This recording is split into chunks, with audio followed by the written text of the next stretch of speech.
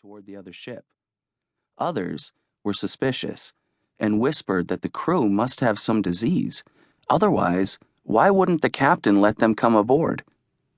Captain Jones had made an announcement soon after the ship appeared, telling the crew not to be alarmed, that he and the other captain were in negotiations and all would be explained. But days had gone by, and nothing happened. Soon, the feeling among the crew had changed from excitement to restlessness and finally to fear. The New Horizon was all Kieran's parents talked about. The night before, Kieran had quietly spooned vegetable soup into his mouth, listening to them chatter about it. "I don't understand why the captain doesn't make another announcement," said his mother Lena, running nervous red fingers through her dark gold hair. "The Central Council should at least tell us what's happening, shouldn't they?" "I'm sure they will when they understand the situation," Kieran's father replied irritably. "We don't have anything to fear." "I never said I was afraid, Paul," Lena said with a look at Kieran that communicated just how afraid she actually was. "I just think it's strange is all." "Kieran," his father asked in his firm way, "has Captain Jones mentioned the ship to you?" Kieran shook his head, though he had noticed the captain seemed more preoccupied lately, and his palsy was worse. It made his hands tremble all the time. But he hadn't said a word about the New Horizon's mysterious appearance. "Of course he wouldn't say anything to me about it," Kieran said.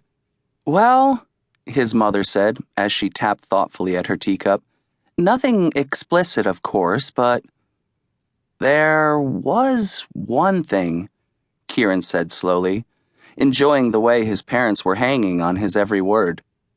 "I went into his office too early yesterday, and he was just shutting off the comm station and talking to himself." "What was he saying?" Lena asked. "I only caught one word. He said, 'liars.'" His parents looked at each other with real concern. The lines in Paul's face deepened, and Lena's teeth worried at her bottom lip, making Kieran sorry he'd said anything.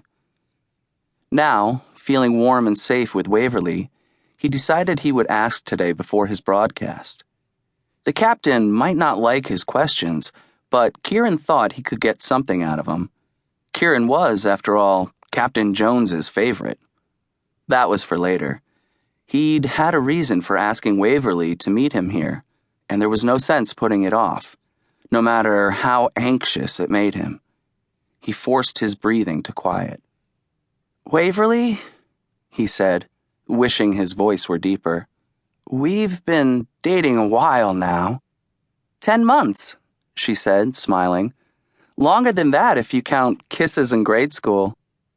She cupped his jaw in her hand. He loved her hands, and the way they felt warm and soft. He loved her long arms, her strong bones beneath olive skin, and the silken hairs that wandered up her forearms. He lay back on the hay bale and took a deep breath. "You know how I can't stand you," he said. "I can't stand you either," she whispered in his ear. He pulled her closer. "I was thinking of taking our contest of wills to the next level. Hand-to-hand combat? In a manner of speaking," he said, his voice vulnerable and small. She was unreadable in the way she looked at him, waiting, saying nothing. He drew away from her, leaned on an elbow. "I want to do this right. I don't want to just jump into bed with you." "You want to marry me?" He held his breath. He hadn't quite asked her, and not all the way, but... "I'm not even 16, she said. "Yes, but you know what the doctors say." That was the wrong thing to say. Her face tightened, almost imperceptibly, but he saw it. "Who cares about doctors?" "Don't you want children?" he asked, biting his bottom lip. Waverly smiled slowly, deliciously. "I know you do." "Of course, it's our duty," he said earnestly.